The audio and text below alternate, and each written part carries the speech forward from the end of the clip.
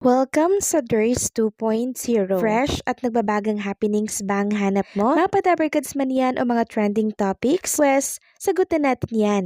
Kaya naman isubscribe nyo na ang ating channel para sa mga nagbabagang balita everyday. So ayun, welcome back again sa ating YouTube channel mga kadabarkads, and for today's video nga, ang pag-uusapan natin ay mga importanteng ganap sa loob at sa labas ng Itbulaga sa TVJ and syempre sa mga Dabarkads. Unahin nating pag-usapan ng tungkol dito sa trending at pinag-uusapan ngayon sa lahat ng social media platform. Walang iba kundi po ang pagkikitang muli ni Bimbi at nitong si Dabarkads host Raisa May Dizon. Ito po ay nagkasama sa My Little Bossing. Marami nga po ang nakamiss sa kanilang mga netizen, kaya naman ang makita silang magkasama, marami po ang natuwa. Ayon nga dito sa ABS-CBN News, our little bossing have grown up. James Bimbi Aquino and Raisa May Dizon reunite in a fun TikTok challenge showing the latter lip sync to Sorry I'm Not Into Short Guys. The two first worked together in the 2013 comedy film My Little Bossings with Chris Aquino and Vic Soto. So sa TikTok mga kadabarkads, pinagkakaguluhan yung kanilang video. Kasi dati nga naman, ang liit-liit pa po nilang dalawa. Tapos bigla ngayon, di ba, ang laki na nila. Kaya nagulat din ang marami kasi bigla silang nagkasama na naman. Marami talaga kasi ang nakamiss sa kanila. Ito kasi si Raisa May Dizon ay binibisita niya po si Mama Chris Aquino. So nung nakaraan, di ba, si Miles Ocampo ang bumisita sa kanya. Ngayon, si Raisa May Dizon naman. Samantalang pag-usapan naman natin itong Philippine Box Office royalties revealed, and kasama po dito si Bossing Vic Soto and syempre si Alden Richards. Sabi nga dito, the biggest names in the Philippine cinema have been ranked based on their massive box office success. From record-breaking films to unforgettable performances, these stars continue to dominate the industry. Nangunguna po si Catherine Bernardo, leads the list with an incredible 5.6 billion in total box office earnings, followed closely by Vice Ganda and John Lloyd Cruz. Other top-ranking stars including Dong Dantes, Daniel Padilla, Alden Richards, Vic Soto, Bea Alonso, and Eugene Domingo. These icons have proven time and time again that their movies are must-watch blockbuster. Who's your favorite box office royalty?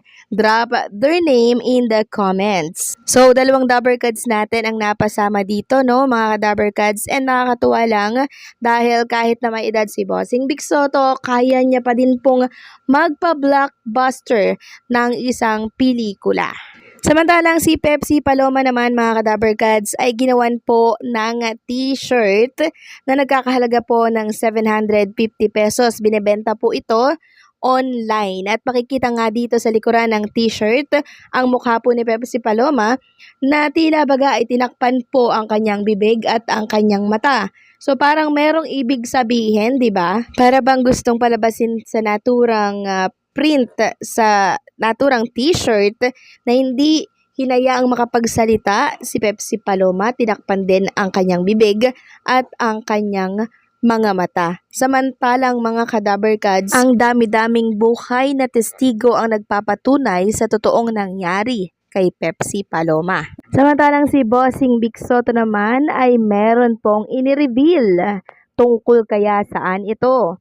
Ayon dito sa isang write-ups, walang issue sa veteran TV host actor na si Bossing Vic Soto ang pag-i-endorso ng mga celebrity ng entertainment online games. Ayon sa veteranong komedyante, nakarapatan ng bawat artista ang tumanggap ng mga endorsement na kanilang pinaniniwalaan at sinusuportahan. Ang Itbulaga host ang isa sa mga celebrity ambassador ng Playtime at kilala naman siya sa bago tumanggap ng endorsement ay talagang sinusuri muna kung maganda ang layunin nito para sa lahat at kung ano ang naitulong nito sa masa. Pabonggahan naman kasi talaga ang pagkuha ngayon ng endorsers. Ang mga online games tulad ng Playtime na 2024 lang inilaunch pero may 1 million followers na agad. Ayon kay Catherine Maramba, PR Manager, na nasabing entertainment online game, ang aming sariling brand ambassador si Bossing Vic Soto.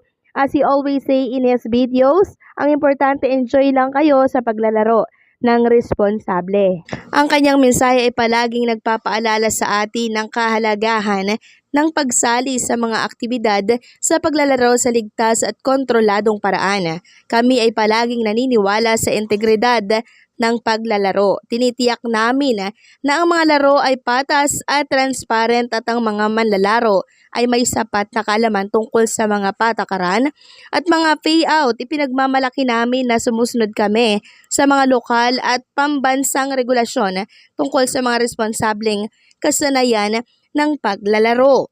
Sa ginanap na launching ng Epic Car Giveaway ay dumalo ang mga kilalang personalidad tulad ng mga stand-up comedian na sina Petit at Negi. Ilang sparkle artists kabilang na ang komedyanteng si Betong Sumaya. So dahil nga po mga Kadaber Gods sa pag-i-endorso nitong si Bossing Vic Soto ng Playtime, which is online game mga Kadaber Gods, doon nagsimula yung bashing ni Bossing Vic Soto na sabi nag-i-endorso daw ng mga sugal si Bossing Vic Soto. So si Bossing naman ay hindi po magi-endorso ng sugal kung hindi ito maganda. 'Di ba? At saka lagi niya naman ngang pinapaalala mga Kadaber Gods na maglaro po ng responsable. Okay, lagi niyang paalala yan at saka nasa sa atin din naman yan kung maglalaro tayo ng sugal. 'Di ba? Tayo ang may control niyan. Si Bossing Vic Soto at ang ibang artista kasi ay endorser.